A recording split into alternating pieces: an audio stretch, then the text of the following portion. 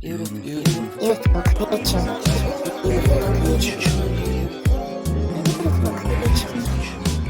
there, all you sweet little lambs. I am John Grant, musician and curious child, still. And I want to introduce you to some very beautiful creatures. So this is going to be a podcast about conversations with what I consider to be some of Earth's premier citizens in all their glory.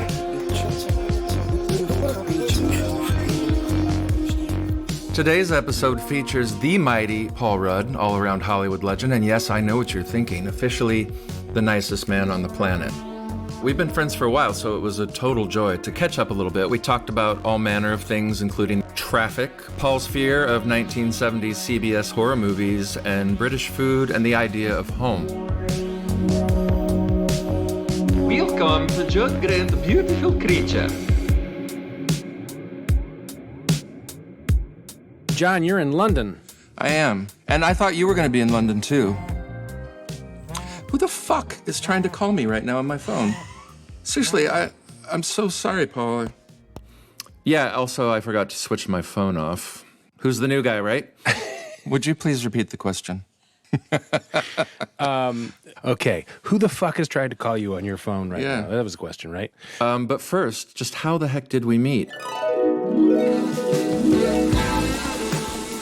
It was in Budapest, early 70s, and I was coming out of the steam room. I had dropped my towel, and Paul was walking in as I was walking out and said, "Excuse me, but I think you've dropped your towel." And that was the beginning of a very, very long friendship. That's something they teach you in the Midwest. Yeah. It's just manners. Yeah. Somebody drops their towel, doesn't matter where you're at. That's right. You pick up a towel. That's right. That's right. Would you like to tell the true story, Paul? Or? Well, we met because I saw you in concert. Yeah. And I was, it was a great show, and I'm such a fan of yours.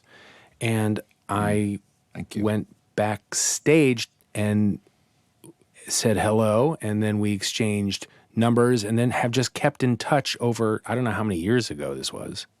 In 2015, maybe. Yeah, something like that sounds right. And so, yeah, so we've been, I guess, friends since then. Funnily enough, though, we've never really seen each other in person. No, it's been over the inner tubes. But, yeah. And most of our conversations have kind of revolved around pop cultural, crazy, like CBS movie of the week or something, or, We share that love. We for do. those things, yeah. So, how are you? I mean, you've been going like nonstop. I'm okay. I kind of feel like I have been going nonstop. It's one of the results of COVID has been all these schedules kind of got reshuffled, and so I just finished one thing, and I'm now getting ready to go do another thing, and that's a little tiring. I guess you just have to be an adult and just do it, right? But I don't understand how you do it. I mean, I've never been very good at it myself, Yeah, it is hard. I look at things in chunks, and I think, okay, I just need to kind of put my head down and move forward until Thanksgiving. Yeah. I usually have a year that gets increasingly more difficult as you get near Thanksgiving and Christmas. And then I always have that thing where I know that I'm going to be able to go home and see my family. Mm-hmm.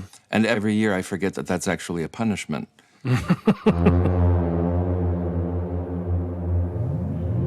I grew up in the Midwest, not far from Denver. Right. And my parents were both British, and I moved around a lot. Did you speak with a British accent when you were young? Sometimes I did, but Yeah. I was, I wasn't living there, so I was just inconsistent. Yeah. I would know that I needed to take a bath, but I really wanted a banana.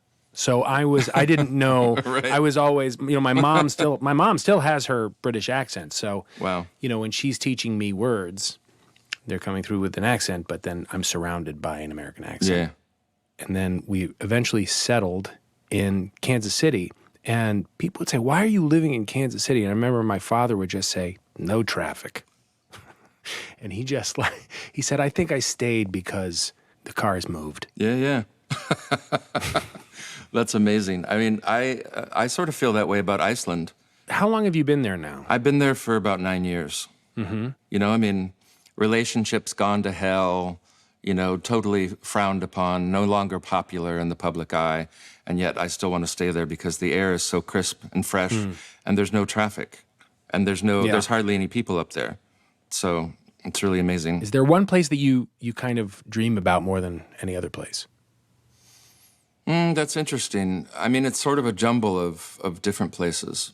I think I have a lot of dreams that take place in England, strangely enough. I can't think of any dreams that were based in Iceland, strangely enough, in this moment. I have dreams about my mother who, you know, died 25 years ago, and those are sort of, it's a type of dream called a nightmare. I don't know if you've heard of that, but it's weird because her face looks like a Francis Bacon painting. It's sort of like, I don't know, did you ever read that Roald Dahl book, The Witches? No. It's a little boy and his Norwegian grandmother telling him all about witches and about the different things that witches do to fuck with people or to destroy their lives. That's in a child's book, and I think it's one of the most incredible things, but horrifying. I miss that. I miss things that were written for kids or made for kids that were terrifying. Yeah. It's all kind of homogenized now. Yeah. And let's do it. Let's write a children's book together. Scare the fuck out of us. Yeah. Let's scare the shit out of them, you know. It's not like they don't have it coming, right? No. Well, hey, man, as soon as you're born into this world, you got it coming. Right? Yep. That's for sure.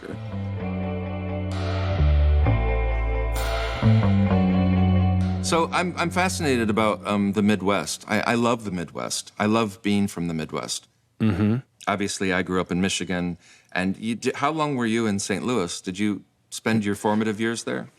Well, I was actually in Kansas City on the other side. I was kind of on the border of Missouri and Kansas. Right. And I spent, kind of from the age of 10 to 20, really. So it was Kansas. It was the Kansas side, right? It was Kansas, yeah. And I lived there. Yeah, I lived there when I was, even before that, for about 2 years. And then we moved to California. Right. And then back to Kansas. Yeah. It was all because of my dad's job.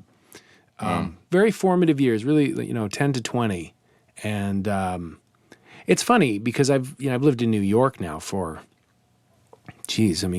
nearly 30 years, 20, 25 years, 26 years, something like that. So I've been in New York much longer than in Kansas City. And I guess I asked you that question, where do you dream about? Most of my dreams are in the house. I grew up in Kansas, and my mom is still in Kansas City. My sister is there. My dad died, but I still have family there. Yeah. And I think that that places, I really still kind of feel connected to that, and the Midwest.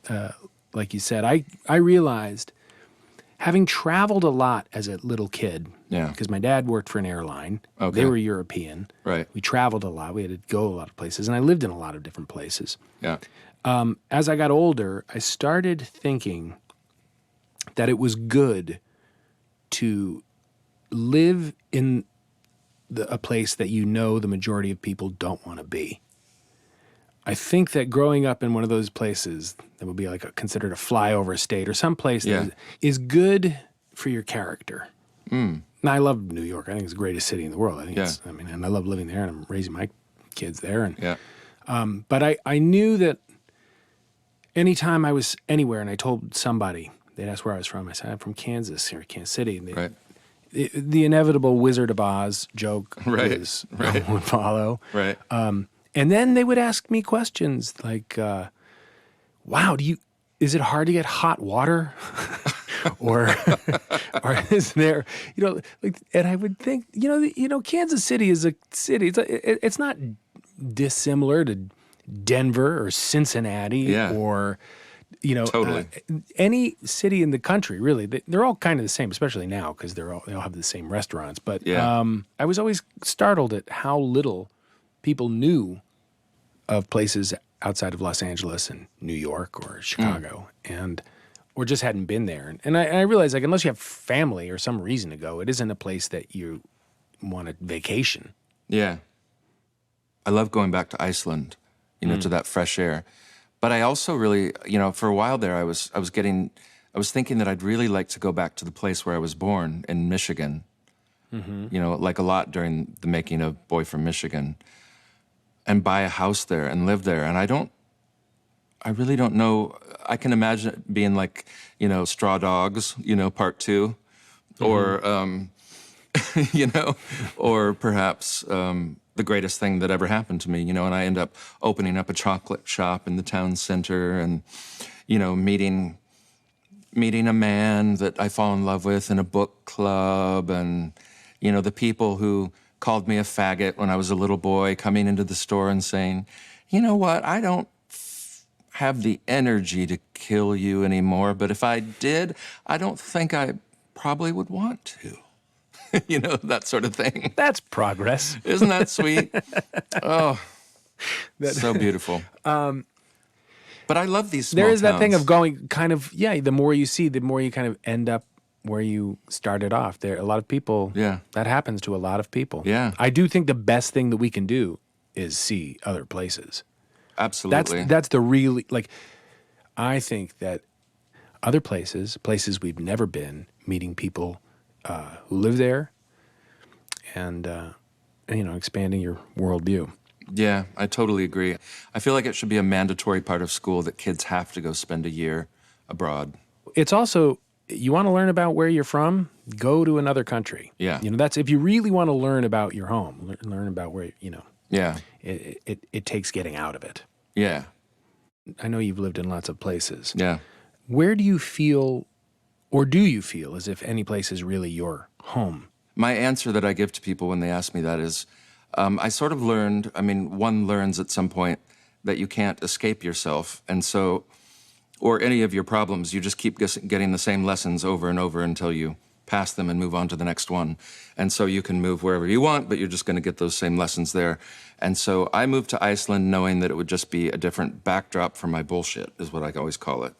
I thought to myself, even if I am trying to escape, or even if I'm still running away, at least I'm learning another language, At least I'm learning how to say, innan piku blekja, innan piku bleka, innan piku bleka, or innan piku blekja, which is the inside of the vagina pink. That's an adjective that means the pink that is on the inside of the vagina. They actually have a word for that. So at least I know how to say that. By the way, good for them. Right? Good, Yeah.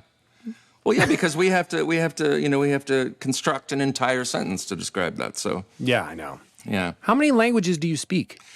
Well, I was thinking about that today, and I studied German and Russian in school, so I speak those, and I speak pretty good Icelandic, and I'm pretty deep into Spanish as well, and I have a good general knowledge of French, but I wouldn't say that I speak French, although the French have sometimes said that I speak it. But you know how people like to be kind occasionally. Right.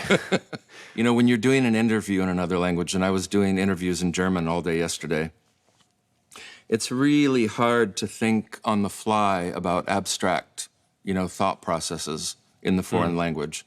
It's really difficult to keep up that level of proficiency in the language to where you can literally discuss any issue and formulate your thoughts and your own unique personality as you do, in your mother tongue. So when you're doing interviews then in German and you haven't spoken German for a while, how... I would imagine, it's like working out or doing anything. You need a couple of weeks, a couple of hours. Like, what is it? Yeah. A couple of days? What is it that you need to kind of get up to speed? Yeah, it's a couple of days, I would say, with German. And I would say probably the same thing with Russian. And for French, I don't want to do it because it's just too clunky, Spanish, the same thing. My brain is not as soft and malleable as it was when I was 17, 18. I was thinking that we could start the podcast tonight by talking about the shape of my mother's cervix, because whenever I look into the camera, I always see that my head is shaped like a doorway. And when I was a little baby, when you looked at these pictures of me as a baby, there was just like this rectangle on top of a human form. Literally, and it's still that way. You can see it. I've tried to do some I've tried to arrange my hair here on top in such a way that... Well, I remember when my mother had a hysterectomy, and we went to the hospital. My father took us to the hospital to see our mother, and we were still just little kids, and he had one of us on each... he was holding our hands, one of us on each side, and we walked in, and there was this really weird cactus on the reception desk. And my father looked over at me, and he said, "Look, they planted your mother's uterus." And, cut to, years later of, here we are, and I am who I am. But, if I had to translate that, into a foreign language, that little story, it would be quite challenging for me to say that in certain languages.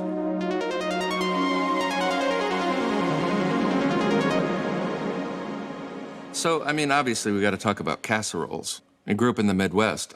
You've got some knowledge surrounding the casserole, haven't you? You know what? We never really did casserole. I know that everyone did casseroles. Right. We never did. I never grew up in a house with casseroles. We would have a shepherd's pie. Yeah, of course.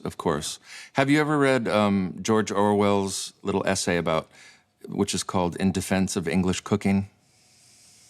No, I have not. Boy, I feel like a real idiot in this thing. I'm so sorry. I've read some Orwell. Never read that one. But I think I might. I must say, I'm curious about it. I think it's really funny, because he's saying... I'm sure. He's really saying, we got some good shit. Come on, I always think of when there was a panel with Monty Python, and somebody asked John Cleese, if I'm remembering this correctly, why is English food so bad? Right. And his reply was, we had an empire to run. Amazing. But, I mean, that's an excellent response. But I personally don't think English cooking is that bad. There's so many great steak and Guinness pie and shepherd's pie and... I grew up with it. I have a soft spot for it. I like it. Yeah. Quite a bit. Yorkshire pudding is my favorite thing in the world. My kids love it. Amazing, yeah. I just had some Yorkshire pudding over the weekend, and it was really, really good. I remember, it's the best. Yeah. I remember that there were certain things, though, that sounded funny. And I remember my mom saying, we do have a dessert here called spotted dick. Yes. And that endless amounts of laughter. Yeah. Yeah. I was actually thinking about that this weekend, too, because I had what I thought was an Eton mess placed in front of me on the table. But it was actually a fool, not a mess. Eton mess from Eton. Created at Eton? No idea. I'm getting a nod from my producer here. Got it. Rachel says yes, it was created in Eton. Clearly, it was, yeah. Yeah. Yeah. Bubble and squeak. Yeah. Come on, how do you knock any food or cuisine that has names like this? Yeah, exactly. They don't have to taste great. They sound great. I was even thinking as I was kind of setting up this whole thing in my closet here, and I'm just kind of holed up in the closet, I was getting these Bad Ronald vibes. And I thought, Bad Ronald is something that I bet John, either one, knows about, two, we've talked about. Thank God I don't know about it because... You don't know about it, okay. Or three, he does know about it, and I can maybe blow his mind with the Bad Ronald reference. I think it was Billy Jacoby. It was. Speaking of which, it's like the Roald Dahl book. Talk about a great idea for a movie. This was just like a television movie, and it's about this kid, Ronald, who is getting picked on at school by everybody, and he lives alone with his mom, and a little girl is teasing him as he's riding his bike home, and he gets mad, and he pushes her, she falls back and hits her head and on the sidewalk or something, and he panics, rides home, tells his mom what happened. His mom, who's a little nutty, says, okay, here's what's going to happen. You're going to hide in here, and when people come by to ask questions, I'm just going to say you're at your dad's house, or you're out of town or something. Right. But he goes into this little crawl space in the house, she says, you just gotta lay low for a couple of days. She even tried to hide it. She kind of put wallpaper over this door, pasted up so it was hard to see. And she winds up going to the doctor and dies. She's gone, but he doesn't know, and he's scared to come out. So, Wow. the house eventually goes up for sale, and he starts living within the walls of the house. They eventually sell the house. Another family moves in. He sneaks out at night to eat food and does, but he is now carved out little kind of habit trails all throughout the house, and he's fallen in love with this young girl who's moved in, and he's there for years, living in the walls of a house, and they don't know. Wow. And yeah, they think it's haunted, but it's this crazy, crazy, great story. Bad Ronald. Bad Ronald. Wow. You did blow my mind with that. I can't believe I've never heard of that. Well, I know we've talked about that one for sure. Oh, yeah. I mean, for those of you who've not been present for Paul and my friendship the entire time, we both love horror movies. We both love bad horror movies. Mm-hmm. Do you feel like that's a statement that could be made? I think those kind of late 70s television, those horror films from when I was really young that really left an imprint. Yeah. And we both shared that one with Dirk Benedict and, and was it Strother Martin or whatever called. Wow. About the snake. Snake Man. I mean, remember that we've talked about this scene that I have the lobby card from hanging on the wall of my bedroom. Yeah. When they go to the freak show at the circus. Oh, and there's horrifying. Horrifying. And there's this snake man there. I saw that on TV as a kid. It scared the hell out of me so much that I remember having to sleep with my parents because I was so scared. Yeah, I believe it. Seeing my grandpa Grant in his coffin made me have to go sleep with my parents. That just reminded me of that.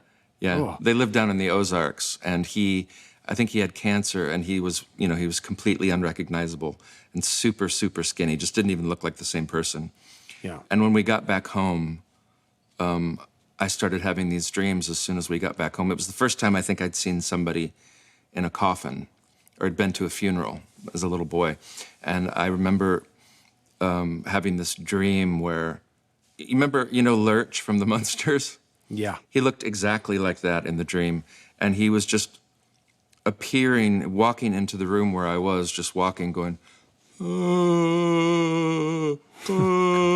it's just fantastic. Cut to, me between my parents and both of them rolling their eyes because it's been 7 months now, I'm not down with the open casket for that reason. Yeah, I don't think me you need too. it. But yeah, why did I get on that tangent about my grandpa? Oh yeah, because you had to go sleep with your parents because of Yeah, because of Yeah. I had a real moment in time where I had real childhood fears. Yeah. And they started around the age of 5 when I had to have everything in my bedroom taken out of my room. I had 2 pictures on velvet, one of Snoopy Oh my God. playing baseball and one of Charlie Brown on a pitcher's mound paint. And the one of Charlie Brown didn't really look that much like Charlie Brown. There was something that's just a little, and it's like, I can deal with Snoopy. Yeah. But I don't know if I want this Charlie Brown one in my room. And then that started this kind of snowball effect where I'm like, you got to get rid of the Charlie Brown. You know what? You got to get rid of the Snoopy because it's reminding me of the Charlie Brown. Exactly. And then this desk is turning into the shadows at night, turning it into a monster. You got to get rid of that. So I was, that over the course of about 5 years, I think, different things started scaring me, and was during that time. Oh geez. I went to a drive-in movie theater and saw, I think it was a double bill of Smokey the Bandit and Hooper. And in between, they showed a preview of the movie Magic with Anthony Hopkins and Anne Margaret. Oh my God. And I just remember looking at this dummy's face. Yeah. And it scared me so badly that I actually wound up having to go to a psychiatrist. My mom had to take me to a therapist. I got so panicked. One time I was upstairs in my parents' bedroom watching Barney Miller on a black and white TV, and a commercial for Magic came on. Oh shit. I ran downstairs. that turned into tears. That turned into my parents saying, well, at least go upstairs and turn the TV off. I wouldn't go back in the room. I wouldn't go turn, and then it turned into hysteria to the point where it's like I actually got, I think my mom slapped me across the face to calm me down. Cut to scene from Airplane, right? Yeah. Where the people are lined up. Where they're all lined up. Exactly. Yeah. Get a hold of yourself. I had a few of those movies. That one was the Mac Daddy, though. I still, to this day, have never seen it. I remember seeing those ads as well, which brings us to the other movie. I think you remember this too. We talked about it. But the little boy hovering outside the window in Salem's Lot. Oh, yeah. I mean, that was like soiled diaper time for me. Anything with like, where they're out the window and it's nighttime, they see anything like where it's a vision of a kid. Yeah. Like in those two little girls in The Shining, where that was always the scariest part of that movie for me. Yeah. Like, Yeah. they're terrifying. Yeah. I watched the scene recently because we were talking about, and I think you sent me a link to it. Yeah, I did. And I actually remember your response to it. I said, did this cause you to soil your britches as a child? And you were like, that's happening to me right now, as a matter of fact. Yeah, it didn't. The effect was not lessened. Jeez. Man, yeah.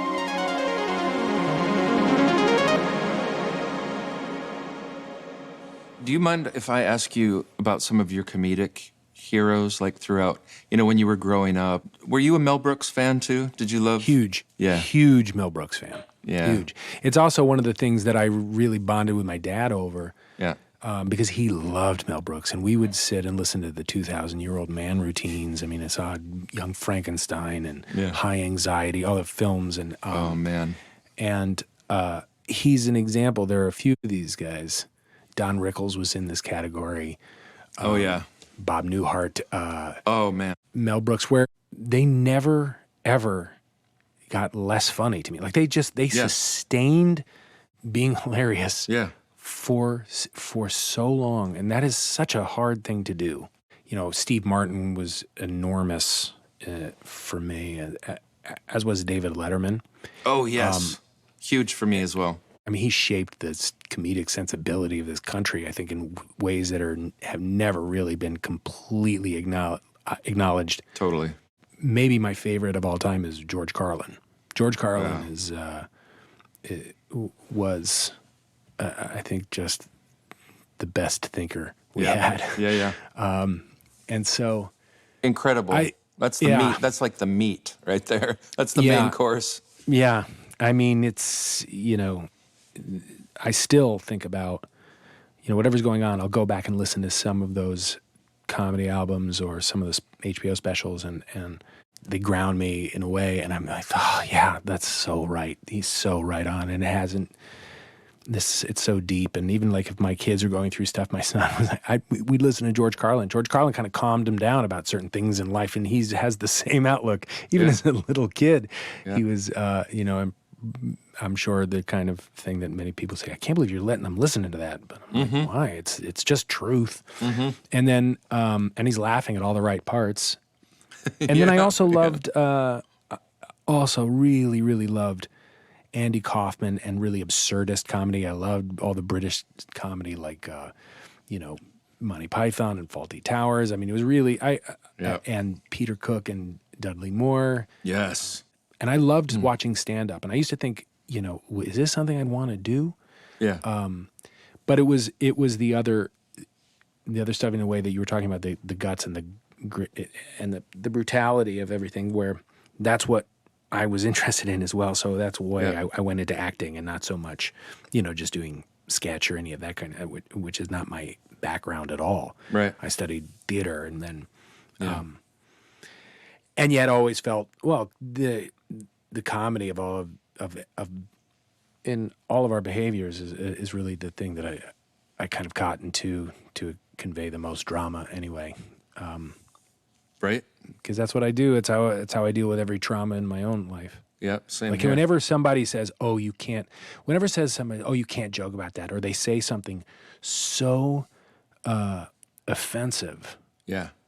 And everyone's like, that's when I say, yeah, that's great. Exactly. Like, Yeah. I can't love afford not to joke about that. I mean, I just remember thinking, I remember reading that, what was it, awful thing, and speaking of Colorado, when they had that, was it the Aurora the shooting in the movie theater? Mm-hmm. But Jennifer Lawrence and Amy Schumer, I remember reading this thing that they had become really good friends, and when they met, Right. it was because one of them was their movie was being shown in a theater, and there was a big mass shooting. It was awful, Right. and either Jennifer Lawrence reached out to Amy Schumer, which I think this is the way it was, never met, and just said, "It's your fault." And that did more good for how awful she was feeling. Yeah. And it's like, Absolutely. That's comedy Yeah. heals, man. It really does. Yeah.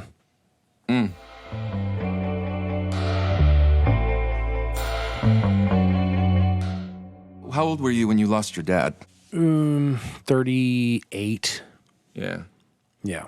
I had a life with him. Like, I was lucky in that regard. But he was, he had just turned 66. He died pretty young. Yeah. And then I had kids after him. Like, he didn't even know he would have had a granddaughter. And so just, dealing with that kind of stuff, that never goes away. That's always hard.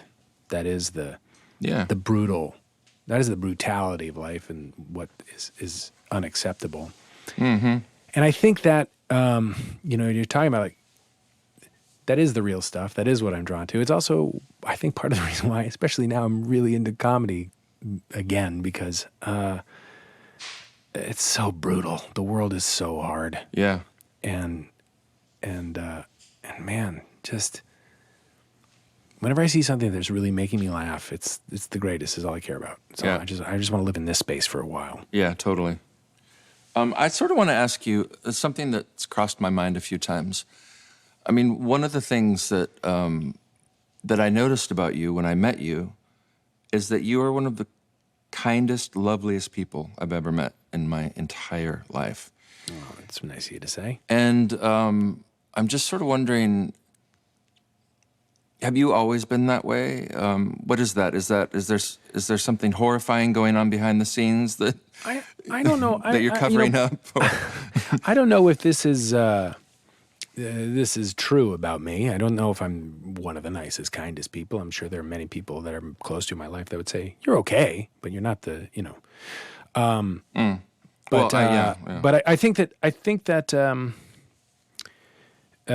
you try to be nice to people. I remember when I had moved to Kansas for the first time, or no, the second time, but I was in fourth grade. And I was a new kid in school, and I'd been the new kid in school many times. Right. And I was sitting in this class, and Paul's a new student. Say hello, and everything. But people are going. Kids have their own. They don't care. But there was one kid that came over to me. His name was Casey McCarthy. This is a profound moment in my life, I think, because he said, "Hi, I'm Casey. Welcome to our school. If you ever need anything," like, he was so nice to me. Wow. And then I remember going, like, I've never been anywhere where another kid introduced himself to me. Like, that never happens. Kids don't really introduce themselves to anybody. Right. And everybody's like, "Oh, Casey's the nicest kid in the class." Like, everyone, he became one of my really good friends. And I always remembered, wow, that was really cool of him. I mean, it really made an impression. And I remember I would think, God, I really want to be like that. I want to be nice like he was. I don't know if that has that but I don't know if it means anything. But I do remember that very, very vividly. Yeah. In terms of being nice to you, I was and am just a fan. I was a little bit awed because, I've told you, when I first heard, I think you just released that album in Outer Space, which I think was like, oh my God, this is such a song is perfect. It's perfect. And then I realized after the fact, because I had Czar's CD, oh my God, I put that together, and that guy. So it was like, oh my God, I can't believe I'm meeting this guy. I'm a fan of his music. So there's always something, I think whenever I'm being deferential, I just get smiley and nervous. It's very smiley and nervous. I catch myself doing that quite a bit. I always think of the line in With Nail and I when, Richard E. Grant says to Paul McGann, he's like, why are you smiling all the time? He goes, I'm nervous, and he smiles. He's very, very kind of cordial, and it's that's very British too. Yeah. But so that's maybe it's in my DNA. Yeah. Just coming back to this thing about how we sort of process this place that we've come from.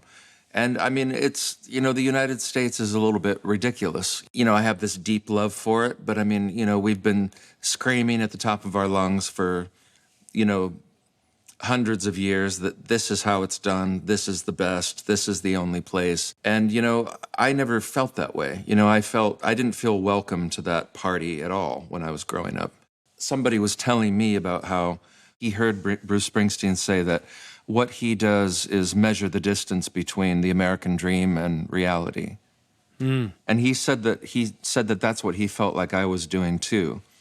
And I felt like that was, I felt humbled by that, and I felt like it's also very true.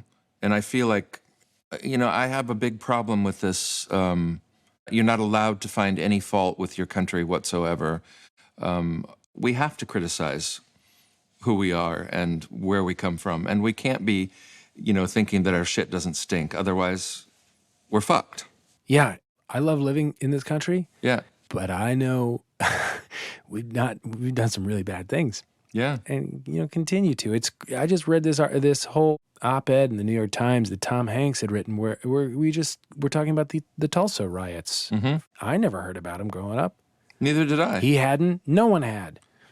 And that's just one. I mean, I watched Watchmen. And Me too. What was that? This happened? Me too. And that was what did it. I think Damon Lindelof did a real service. Me too.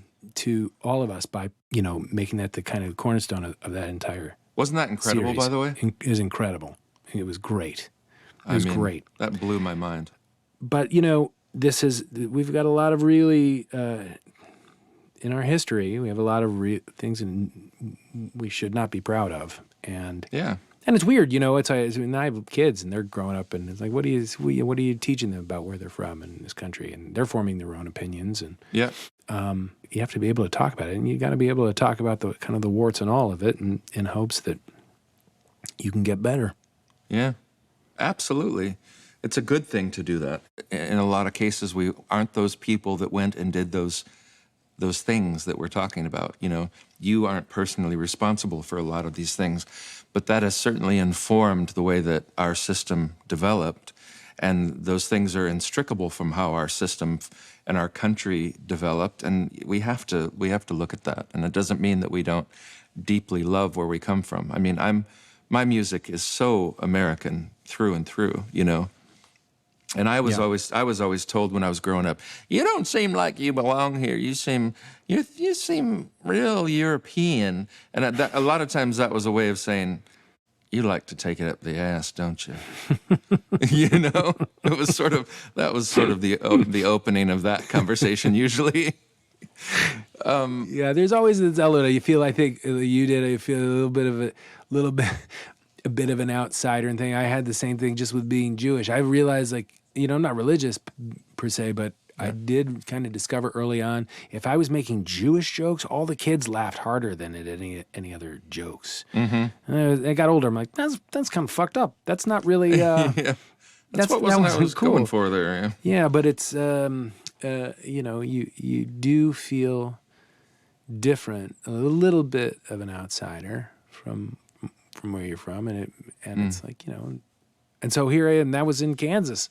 And I still have the love I do for this place that I kind of grew up in. I see that side of it too, and it's like, you know what? There's a lot messed up. There's a whole bunch that's really messed up about that state, about a lot of the states in this country. And some of the political leanings and all that kind of stuff. But there's good and bad, and you just have to be able to talk about it all and hopefully improve. Yeah, totally. I think that's a great place to end as well. And seriously, Right on. you are a huge inspiration to me, and I'm Man. just glad to see my friend. I haven't seen you in a while. Yeah, And same here. yeah, Well, I'm your new album is awesome. Thank I mean, you. all your music is just so great. I'm very flattered that you would say that about me, knowing how much of a fan I am of yours. So this has been great. Thanks for having me on your podcast. Paul Rudd, ladies and gentlemen, go be nice to each other now. I hope that was as much of a joy for you beautiful creatures as it was for me. Until next time, it's JG signing out.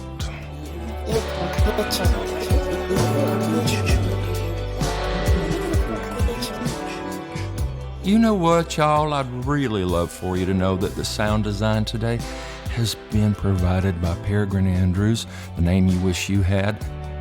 My incredible manager is Fiona Glenn Jones. From Storyglass, we have executive producer Alex Hollins, and head of production is Carrie Luter. Special thanks to them. This has all been produced by the gorgeous Rachel Hooper for Walk on Air for Storyglass. Please subscribe to our lovely podcast on your usual channels. Next time, I'm talking to Kristen Hirsch from Throwing Muses. She's a wise, wonderful soul who I truly adore. And we talked about tour buses, hearing music as colors, and the time I got stranded in a hospital in Kiev.